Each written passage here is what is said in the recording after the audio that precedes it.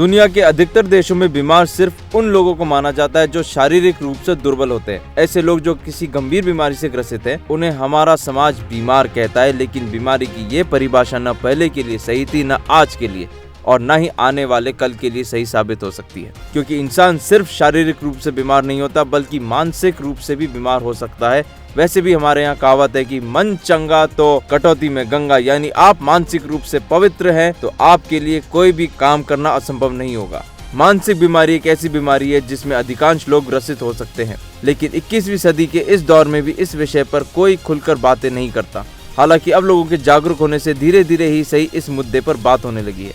मानसिक स्वास्थ्य की समस्याओं को ध्यान में रखते हुए 10 अक्टूबर को हर वर्ष विश्व मानसिक स्वास्थ्य दिवस मनाया जाता है। इसकी शुरुआत 1992 में world federation for mental health की पहल पर हुई थी। विश्व मानसिक स्वास्थ्य दिवस का उद्देश्य विश्व में मानसिक स्वास्थ्य के बारे में जागरूकता बढ़ाना और इसके समर्थन में प्रयास करना है। ऑस्ट्रेलिया और अन्य कई देशों में मानसिक स्वास्थ्य या बीमारी के प्रति जागरूकता बढ़ाने के लिए मानसिक स्वास्थ्य सप्ताह भी मनाया जाता है। कोरोना महामारी के बाद से मानसिक रोगों से जूझ रहे लोगों की संख्या बहुत तेजी से बढ़ी है। बच्चे भी इससे अछूते नहीं हैं। यूनिसेफ की 2021 की एक रिपोर्ट के अनुसार देश में तकरीबन 14% बच्चे भी अवसाद में जी रहे हैं। इन्हीं बातों को ध्यान में रखते हुए भारत सरकार इस दिन को बड़े स्तर पर मना रही है। केंद्रीय स्वास्थ्य मंत्री डॉक्टर मनसुख मांडविया ने भी एक ट्वीट में लिखा कि मानसिक स्वास्थ्य समग्र कल्याण का एक अभिन्न अंग है। हमेशा अपने शरीर और दिमाग का ख्याल रखें और अपने अच्छे मानसिक स्वास्थ्य के लिए दूसरों से जुड़ने में कभी संकोच न करें, व्यक्त करें और दबाएं नहीं।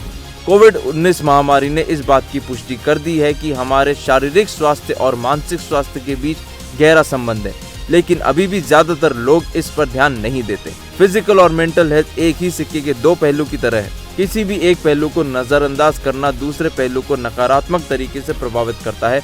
बड़े बूढ़े से लेकर स्कूल जाने वाले बच्चे भी इस समस्या से जूझ रहे हैं। ऐसे में इस समस्या को छिपाने की जगह इस पर ध्यान देने की जरूरत है, अन्यथा आने वाले समय में स्थिति और बिगड़ सकती है। मानसिक स्वास्थ्य की बढ़ती समस्या को कम करने के लिए स्वास्थ्य विशेषज्ञ लोगों को दिनचर्या में योग आसनों को शामिल करने की सलाह देते हैं। योग आसनों के अभ्यास की आदत मानसिक स्वास्थ्य विकारों को कम करने के साथ नकारात्मकता को दूर करने में मदद करती है। चिंता, तनाव जैसी समस्याओं के जोखिम को कम करने में योग को कारगर समझा जाता है। इस संबंध में अध्ययनकर्ताओं ने पाया है कि योग विशेषकर प्राणायाम के अभ्यास की आदत बनाकर मन को शांत रखने और चिंता, तनाव जैसे विकारों के जोखिम को कम करने में विशेष लाभ प्राप्त किया जा सकता है।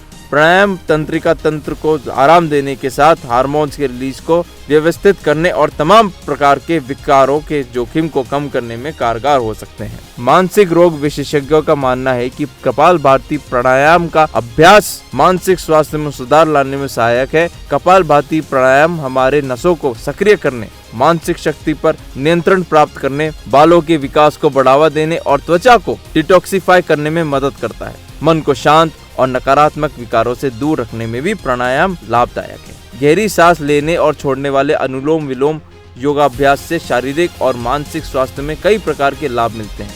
मानसिक स्वास्थ्य की समस्याओं में अनुलोम विलोम प्राणायाम विशेष लाभकारी माना जाता है। योग विशेषज्ञ कहते हैं कि इस प्राणायाम के अभ्यास की आदत धैर्य और ध्यान को बेहतर बनाए रखने के साथ तनाव और चिंता से राहत दिलाने में मदद करती है।